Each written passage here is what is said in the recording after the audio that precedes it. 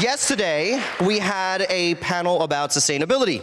And what we were excited about, I think, for the last couple weeks as we were thinking about today, was this next keynote speaker.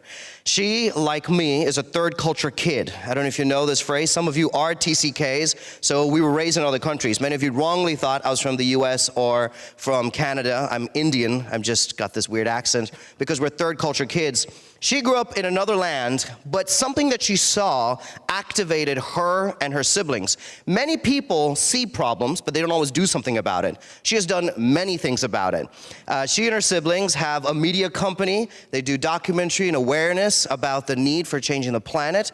They also have this thing called Sungai Watch, which is a river cleanup project. She's going to talk about both of them. But if you just want to know the kind of person that she and her siblings are, they're the kind of people that they're like, you know what? We got to float down the Mississippi River to raise awareness. Not in a fancy boat, but on plastic bottles. Or we got to run across 3,000 miles of America, not in the best Nike or Adidas shoes, but with their own upcycled plastic shoes. She's taking things to the next level. And we're excited to have her here. Please give it up for the wonderful Kelly.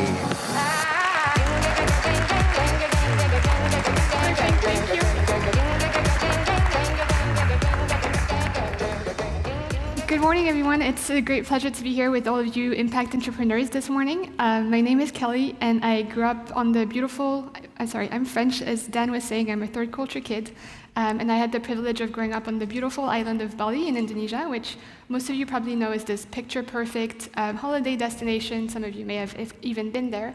And it's such a magical place, and that I'm so grateful and honored to be able to call my adopted country. But I've been a witness to its struggling issues with waste. And for a long time, Bali has been called the Island of Gods because there are so many temples and it's a very religious island. But nowadays, the nickname has changed from the Island of Gods to the Island of Trash. And let me show you why in a picture. So this is the beaches during the rainy season. As you can see, it's literally covered in plastic, and at places you cannot even see any inch of sand. So as teenagers with my two brothers, Gary and Sam, and I'll be talking about them quite a bit because we do everything together, we decided to not remain passive and start really doing something about it. So just with our bare hands, we decided to clean it up on a weekly basis. We would invite our friends, anyone that wanted to join. But we, of course, quickly saw that week by week, trash would just come right back. Our cleanups had no impact. We were not looking and trying to understand what the source of the problem was. But we were still trying to try to get things going and raise awareness. So we were teenagers, and even back then, cleanups were really not something that was quite cool. It was not in as it can be nowadays, and we also back then didn't know the harmful effects of what plastic pollution has on our health. Nowadays, I think there's so much research done that kind of confirms that microplastic is in pretty much all parts of our bodies. Most recently this month, Italian scientists have even found microplastics in breast milk. So it just shows that even as a newborn, within your first few days, you are already exposed to plastics. We know all of the toxic chemicals that are linked to plastic and linked to infertility issues, diabetes, obesity, prostate and breast cancer, and unfortunately the list seems to be going on as more research is pushed. We know all of the harmful effects of plastic on our environment, and most especially on our ecosystems in oceans. So back then we didn't know all of that, but we still had that feeling that we needed to do something about it, and it was just simply not normal that it was just laying in our beaches like that. We kind of put that passion project on hold as we then went to university. I actually ended up studying entrepreneurship, like probably many of you in the room, finance and economics. And back then, I never really even pictured myself working in an industry that was linked to sustainability because I didn't have like a proper example of what that could look like in real life. So I ended up working in a more normal corporate job in Germany, actually, in real estate investment. I did that for 4 years. It was extremely interesting, but there was that one thing that was still missing, and I think I wasn't really able to put a word or a feeling to it until the summer of 2017, when my two younger brothers decided to paddle down one of the most polluted rivers in the world, which happened to be in Indonesia. They decided to do that on 2 plastic bottle kayaks, so here they are. And I remember I was sitting at my desk, looking at some of the most horrendous footage I had ever seen. This river clogged in plastic with landfills every 300 meters burning. And one day they just FaceTimed me while they were on the river. And I remember that sense of hopelessness, helplessness, and I pretty much knew that right there and then I would quit my corporate job and join the mission full-time to fight this plastic pollution.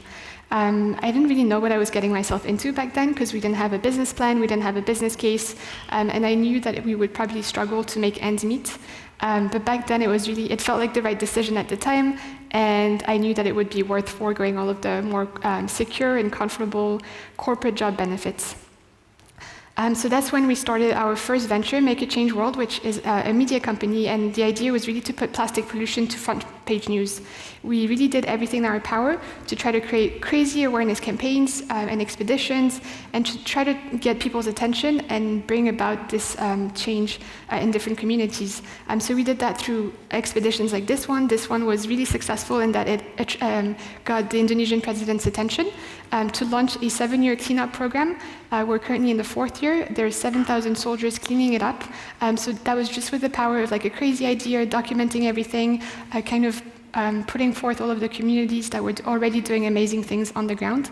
And one of the other projects that Dan has already mentioned was running across the continent. So Sam, the youngest of us 3, literally ran from New York City to Los Angeles, just like Forrest Gump, to try to bring oceans to landlocked America, the country where plastic was created, and the country that consumes the most plastic. And he ran the equivalent of 117 marathons in 6 months. So that's about a marathon a day, which is absolutely insane. But the idea was really to bring that sense of urgency to people, and it's the perfect head turner. And so now we're currently working on a documentary to kind of recount the journey. And so we're really excited to hopefully be able to share it very soon. So these are my brothers. Gary is the one with the cap, and Sam on my right. And we always kind of question ourselves as to how we can bring in even more impact. And we wanted to shift gear a little bit from the raising awareness campaign, which we still do a lot of through social media, through a project that was much more tangible and more like on-the-ground impact. And there's this one stat that has always stayed with us, is that 80 to 90% of plastic pollution in the ocean comes from rivers and streams. And so we know that rivers are this perfect connection point between life on land and life in the ocean. So we knew that our next project would be related to rivers. And so we've started 2 years ago our latest project called Sungai Watch, where Sungai means river in Indonesian. And the aim is to really try to test different simple solutions to the waste crisis. And just to give you a little bit more context on the waste crisis in Indonesia, Indonesia is a huge archipelago. It's the 4th most populated country in the world, and there's very, very little waste management infrastructure. And in many places around the country, people are left with one of 2 options, which with their waste disposal, it's either you open burn it, which is extremely toxic, or you open dump it in some sort of pre-approved piece of land that's not been regulated or managed by any standards. So just to give you that like a vivid example, the picture on the left-hand side is a open landfill. It stretches over 3 kilometers, and you'll see that there's a river right next to it. And as soon as it rains, and it rains really heavily in Indonesia half of the year, this trash just flows down into the river, and then that goes straight into the ocean. And the picture on the right-hand side is one of our river warriors. He's actually standing on a river that's clogged in plastic. There's so much layers of plastic that it's filled that he can walk on it. And that's just one example of what rivers look like in Indonesia. Unfortunately, there's many more of these. So today, we're super grateful that we are working with over 100 full-time river warriors, amazing people that help us clean 170 rivers to date. And the way we do that is we test different solutions, one of them being a very simple floating barrier device. We have different sizes depending on the river sizes. This is what we call our walker. We can walk on it. And just to give you a perspective, this is the equivalent of just 1 day worth of trash flushing down. We have different sizes, way smaller for smaller rivers and smaller streams. Again, that's just a collection for a day. And the idea is that we really think that these simple technologies are the quickest and most cost-effective way to try to eradicate plastic pollution. They're a great engagement tool to get the communities involved and to try to bring that sense of pride and ownership back within the community to clean it up. So whenever we install one of these barriers, we always ask for permission to the local head of village. So that's already a first kind of conversation starter as to what the issue is, how can we work together to try to instill some proper littering fines, which are not existent everywhere. How can we invest more in proper waste management structures. So that's kind of been our focus. We have 170 of them so far. And it's also a great education tool because when you see that on a daily basis, people know now that our teams are coming on a daily basis to clean them up. This is just an example of like one of the even tinier ones where every single day there's that much trash flowing and people, when they walk by, we always try to make sure it's in a very visual area, whether it's by a bridge or by a river path. So this one is just next to a bridge, so there's a lot of traffic. And people are reminded on a daily basis that there's no such thing as out of sight, out of mind when it comes to trash. Because they know that every day they see the barrier full, it's pretty much fresh trash. So it's just like a great conversation starter. We collect data for each barrier geographically, so we kind of also highlight the trash hotspots of the island to then advise different levels of government on where they should prioritize their investments. And so over the last 2 years, we've collected over 700,000 kilos of plastic, mainly through rivers, but we also do a lot of emergency cleanups, like on the beach during the rainy season or in mangroves. They're such an important ecosystem, and they're also choking in plastics. And we do also a lot of cleanups for illegal landfills, working hand in hand with the government to try to find more long-lasting solutions to those. In one way, and you may be wondering, like, once we collect the trash, where do we bring it? Because I told you there's very little waste management infrastructure, so we kind of went a step further, and we decided to in-house build different sorting facilities where we bring in all of that trash, and then we separate it into over 20 different categories, all of the recyclables, non-recyclables, but within these big 2 different categories, we really break it down. And the reason we do that is not only to try to upcycle as much as possible, but also get a better understanding of the type of waste that we consume and that we dispose of, to see what are our key battles that we can look into and what can we advise. So for instance, just the type of insights and conclusions that we've done with these analysis is that plastic bags are the #1 item that we collect in Bali's rivers, and there's supposed to be a ban on plastic bags in Bali, so clearly that just shows that it's not being enforced, and how can we kind of push further legislation, more work together with other NGOs to try to push the agenda forward. We also like to go a little bit of it a step deeper and look at what are the top contributors to the plastic pollution crisis in Bali. So we've kind of identified the top 10 polluters, and the idea of this is in no way to like name and shame and blame. It's again to try to really start that conversation with companies, with corporates that are producing all of this plastic packaging. So you may recognize a few multinationals, but there's a lot of privately owned Indonesian companies as well. And we kind of break it down per different types of packaging, again with the idea of if we better understand the type of waste we produce and dispose of, we can better understand easy ways of kind of reducing the pollution in the first place, kind of pushing for more reuse, refillable systems, deposit system programs, and just kind of pushing for a bit more extended producer responsibility. I feel like we need companies to be held more accountable for the trash that ends up in countries that have no currently collection systems. And so even for each categories of plastic packaging, we also kind of look deeper into what types of products it is, again, just to push for like more long-lasting solutions. So like, for instance, sachets is our worst enemy. It's this single-use, multi-layered packaging that mixes different types of plastics and aluminum, and it's impossible to rip apart and then recycle. So currently, there's no end-of-the-life solution for them. So that's why we've built a manual database with over 30,000 references. We bought a simple supermarket barcode scanner, and so we've been able to kind of gather that data as much as possible. And the reason why we kind of go deeper into the categories is that those sachets, we don't really have them in Europe as much, but it's not only your instant coffee, but it's also your instant shampoo, soap, detergent. And so these are products, for instance, that can easily be changed into a more refillable system. So there's a lot of tests being done in that regard, and I feel like when you have data in place, there's really no looking away from it. It's such an authoritative piece of evidence, and the idea is that as we're scaling throughout Indonesia, we'll get even more data points. We'll better understand what the consumption habits are, and what are some of the key battles that we can focus on. So we share this data with corporates, governments, and really any NGOs that want to use it to push their agenda forward.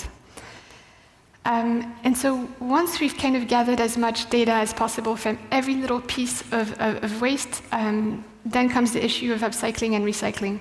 And going back to the pie chart that I showed you earlier, we really want to try to find a way of recycling each type of waste. Currently in Indonesia, only PET bottles and HDP, so your typical shampoo bottle, will be recycled. But everything that's plastic bags and the more flexible stuff is considered trash and really no value. And we want to kind of change that perspective and kind of remind people that every piece of trash can be a resource.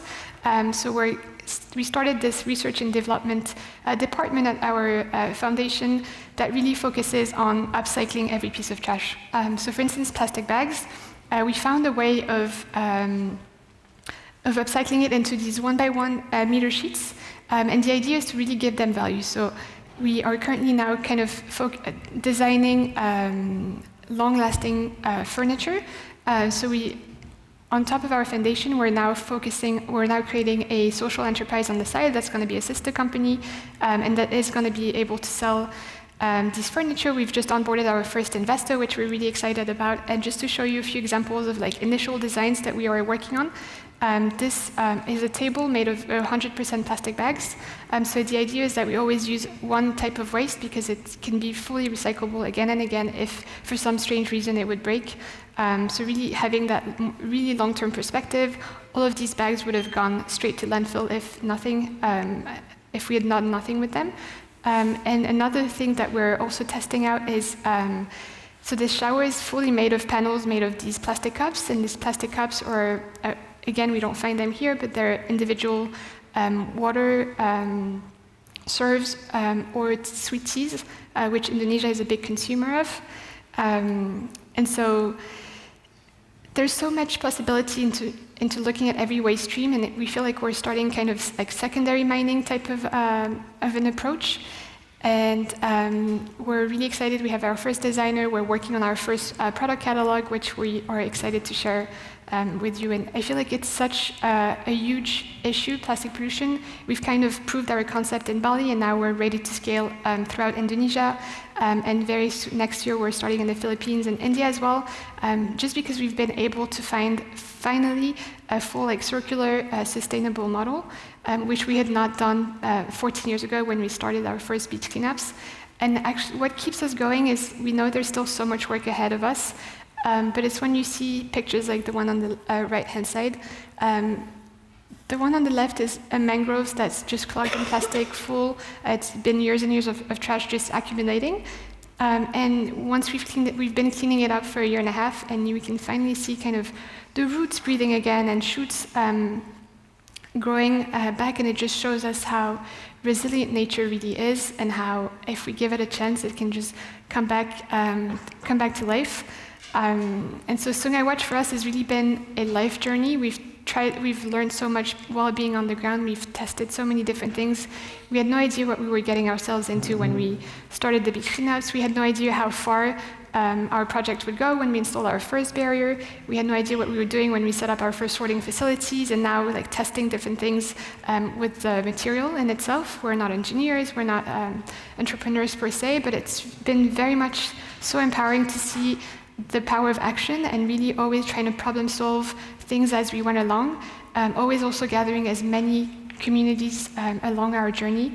And I think that's the power of not only just saying we'll do something, but doing it and trying different things and striving and being persistent. We could have so often been completely discouraged by the entire issue.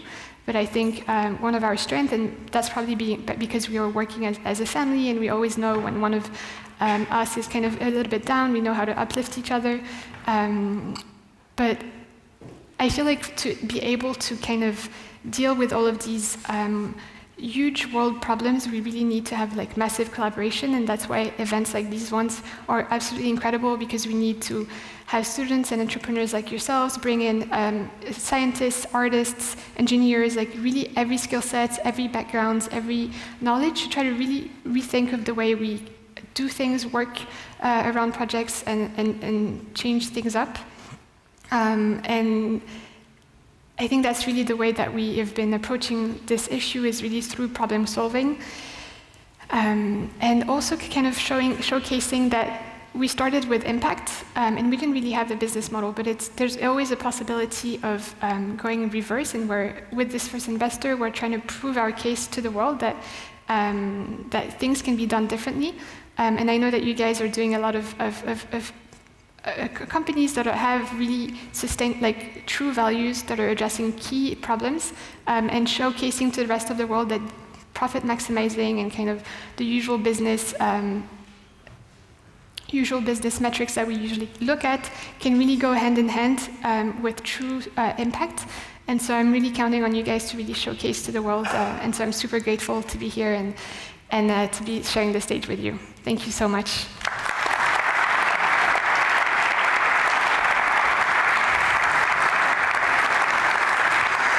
Thank you so much. So we have time for some questions. I'd love to know who's got a question for Kelly. While you guys are thinking about questions, just raise your hand. I'll bring the mic to you. What I love about your story is the power of momentum. Yeah. And if you just dare to start, I mean, who would have thought the army would get involved? Who would have thought you'd be expanding to Philippines and India? You would change your model and keep growing.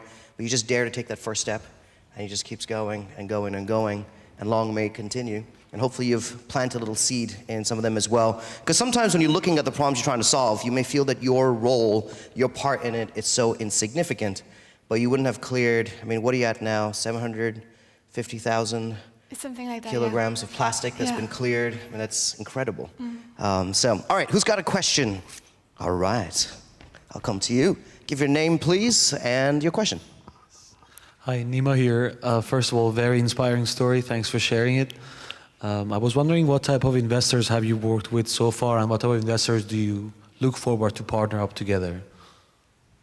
So far, because it's always been a very, my brothers and I, and we've had supporters from the very beginning, from our first few expeditions, we've had this private investor so far joining the team, and we feel like it's the perfect, again, kind of power of momentum to try to push us to really structure ourselves a little bit better in order to then be able to kind of pitch to larger investors.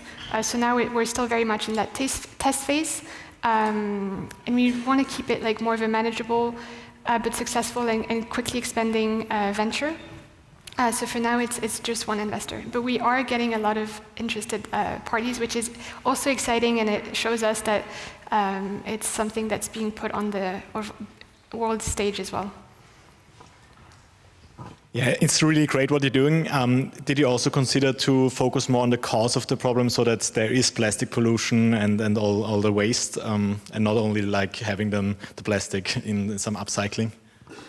Yeah, of course. So that's what we do is essentially disaster relief efforts, and that's why we've really been focusing on the data aspect, really to just push it back and held the government and companies accountable. So we even have that kind of consultant cap as well, where we kind of advise companies on how to reduce their packaging, how to switch.